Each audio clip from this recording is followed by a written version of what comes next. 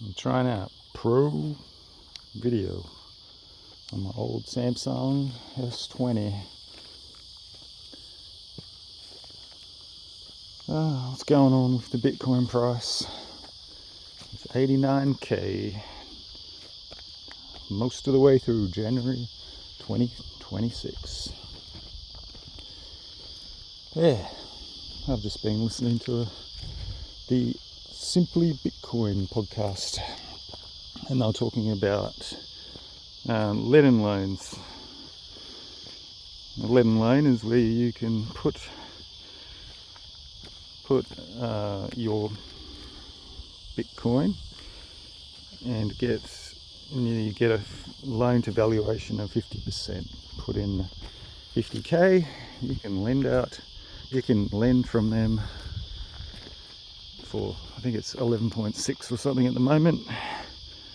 You can lend 25k, and the amazing thing about Ledin Loans is there are no ongoing interest payments. You just pay the interest when you settle up the loan, which I'm not sure if it's 1 year, but say in a year you don't have money to pay the loan off, you can refinance that loan using more Bitcoin. So the idea is you don't use all your Bitcoin to take the loan out, and you can loan as little as $500. I was trying to tell my boss about this loan because he gets into situations where he's got heaps of people owing him money, heaps of companies, and he struggles to do the basic things to keep his business running, which is like paying wages and paying for materials. And I just suggested to him sell up anything he has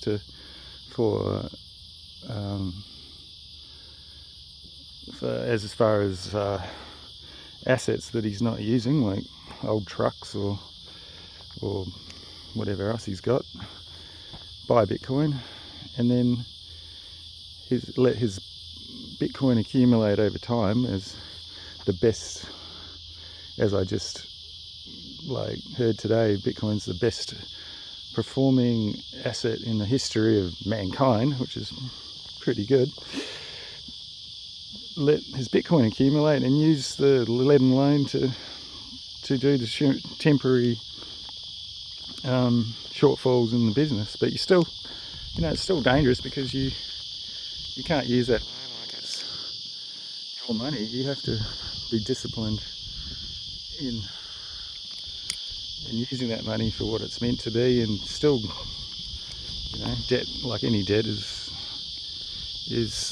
you have to be responsible with that debt.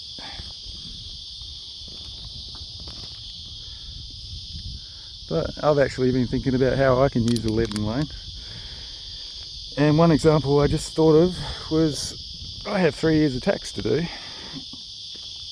and I was going to use it out of Bitcoin profits, spend like half or more of my profits in paying my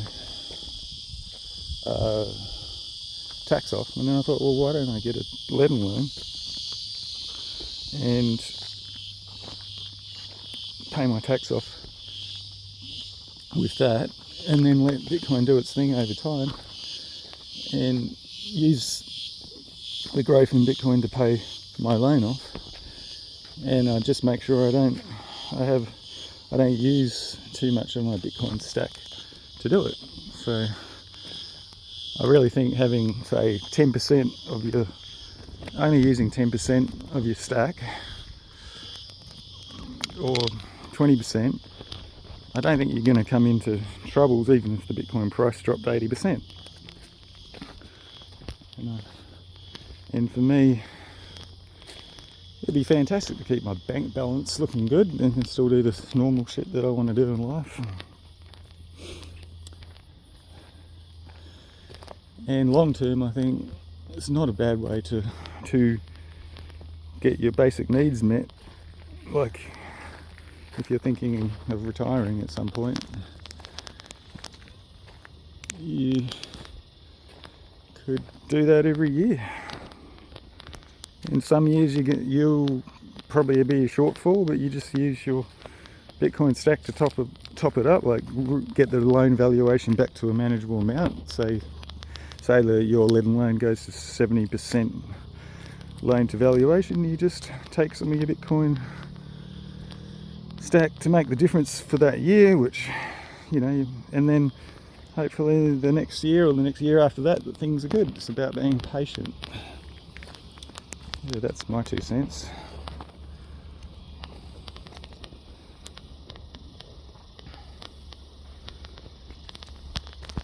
Yeah, I don't know what else is on my mind at the moment. Well, I'm just trying to be patient, waiting for the Bitcoin price to go back up. I've got friends which I expected it to be a higher price at the moment, and I was waiting for some magic moment where I could take a lot of money out and retire, but I decided to retire now anyway, because I figured if I have to spend a little bit off the top or take little loans out of Ledin over the next couple of years, I can survive. And that's what they, talk about when Bitcoin being the best capital ever, the best form of, was it capital or collateral? No, best form of collateral, which I like the simplicity of Bitcoin as a collateral, because if I had a house, if I had a house right now and I was thinking of retiring and I didn't have any cash, what do you do to survive? Do you take a loan out on your house, or where with Bitcoin I'm sure people do that with their properties, as when they're, say you got a few years away from getting your super or something, you might take loans out on your house, but I think it's harder to do that. And where with Bitcoin at least you can take a little piece of your pie off the table, or you can, well, now you've got this Ledin loan thing, and I'm sure there's other loans that you can do, and there's the DeFi. I haven't really looked into the DeFi. G'day. Really gone into the DeFi thing. That was exciting. A little push bike guy riding along. I don't think he liked being on camera, but I wasn't trying to film him. Oh, should I put my face on here? Probably not. I don't even know how to do it. I don't think you can do it. I have to turn the camera around. Hi folks, this is my face, and I call myself the crypto slacker. Not because I feel like I'm a slack person. It's just more the idea that having a relaxed, it's okay in life not to keep hustling and always be I joke with a friend that where the Bitcoin loses, or there's a lot of people in life who are not doing so well in our system. And it's not because you're bad people, or you're just not geared for this type of this world where it's super hyper competitive and you've got to be the best at everything, and there's so much bloody pressure today, and the system is stuffing everyone over. So it's like, why play the game? And that's where the link to Slacker, crypto slacker, comes from. It's like Bitcoin is the cheat code for getting around this fucked up system. A system I don't know what you call it, where we're working harder, or you think you know, working for wages that are in real terms getting lower and lower. And in Australia, like, there's no shit hope in hell of having a house. Now, you know, if you're locked out of the housing market, good luck getting back in it. And I'm too late to be a lawyer or some like YouTube influencer or Instagram model. A bit old for that. So what do you do when you're older and, or not even older, like young people today is like, how do you see a future where the leaders over the last 30 years have pretty much made people working poor? It's a two-tiered system in our society: the haves and the haves not, the homeowners and the non-homeowners, the people that had the right connections, or families that run businesses that are making a fortune, and the kids have got an instant foothold in that world. Most people don't have that, so I've gone to Bitcoin as a cheat code, because what other options do I have? It's not housing. Put your money in the share market. Is that an option? Not really, because you give your money over to like, they say put all your money in, like, don't put all your money in one basket, put it in the share market, put it in a diversified fund, like making 8%. All right, where 8% is where inflation is probably 5%, and young people are told, oh, that's the place you do it. You'll have a couple of $1 million by the time you're 50 or 60 years old.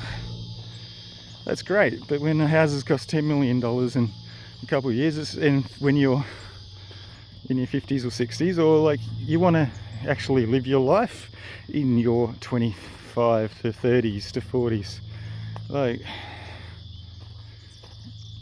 the system's fucking screwed. Like, all right, that's me trying to explain why I call myself the crypto slacker, because I don't know if that makes any sense, but that's all it is.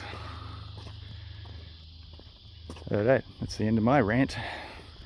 I hope someone is listening. I don't know if anyone will listen to this, because